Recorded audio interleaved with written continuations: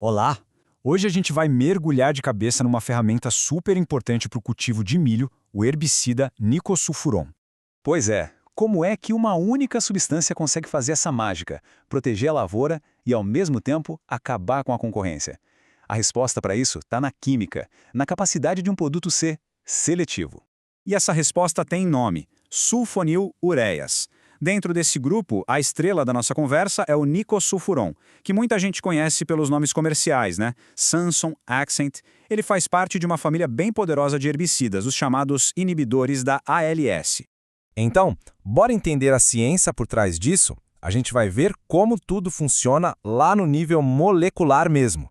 Para entender isso, imagina o seguinte: a enzima ALS, ou acetolactato sintase, é como se fosse um operário fundamental numa linha de montagem. É essa enzima que é crucial para o crescimento de qualquer planta.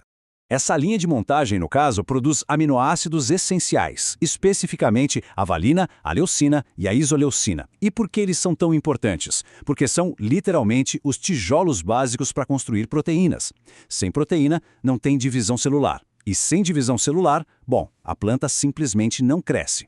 E é aí que o nicosulfuron entra em cena. Pensa nele como um sabotador. Primeiro, a planta daninha absorve o herbicida. Aí ele vai direto no nosso operário, a enzima ALS, e simplesmente o desliga. Com a enzima bloqueada, a produção daqueles aminoácidos essenciais para. O resultado, a divisão celular trava e, sem conseguir crescer, a planta daninha acaba morrendo. É um efeito dominó, bem preciso. E o resultado visual é esse aqui. A consequência direta e bem clara. Com a fábrica interna parada, a planta não só para de crescer, como começa a mostrar sinais de que algo vai muito mal.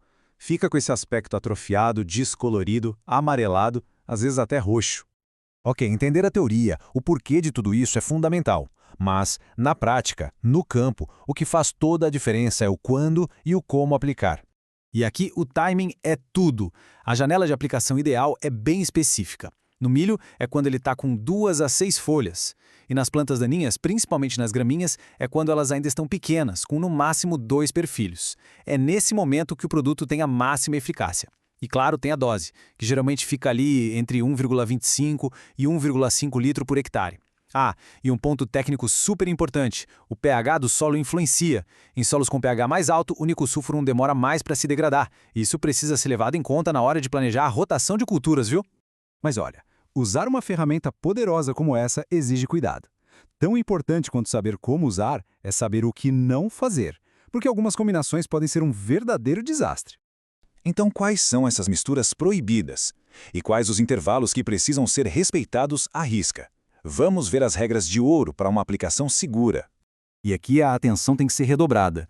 Misturar nicosulfuron com inseticidas organofosforados e carbamatos, nem pensar, é proibido. O risco de fitotoxicidade, ou seja, de queimar o milho, é altíssimo. Outro ponto crítico é a adubação nitrogenada.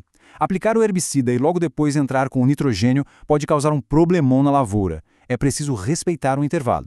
E não é pouca coisa não. A própria Embrapa deixa o alerta bem claro, como a gente vê aqui. Se esse limite não for respeitado, a fitotoxicidade no milho pode ser severa. E qual é esse limite? Um intervalo de 7 dias. 7 dias entre aplicar o herbicida e fazer a adubação de cobertura. Tudo isso levanta uma pergunta bem interessante, né?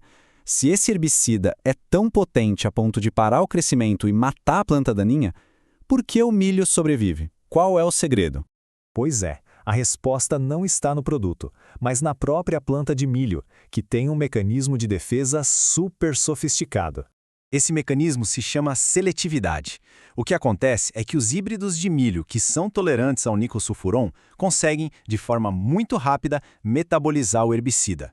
Eles têm umas enzimas especiais do complexo citocromo P450, que funcionam como um sistema de desintoxicação. Elas pegam a molécula do nicosulfuron e a transformam em algo inofensivo. A planta daninha não consegue fazer isso com a mesma velocidade, e por isso ela morre, enquanto o milho segue firme e forte. Percebe como o conhecimento é poder? Entender a fundo como a ferramenta funciona? A ciência por trás das regras, o porquê do intervalo de 7 dias, a questão do pH do solo, o motivo da seletividade, é o que permite usar o nicosulfuron com máxima precisão. Isso vai muito além de só seguir uma receita de bula. A pergunta que fica no ar é: Como esse nível de detalhe pode ser usado para otimizar ainda mais as práticas no campo, buscando sempre mais produtividade de um jeito seguro e sustentável.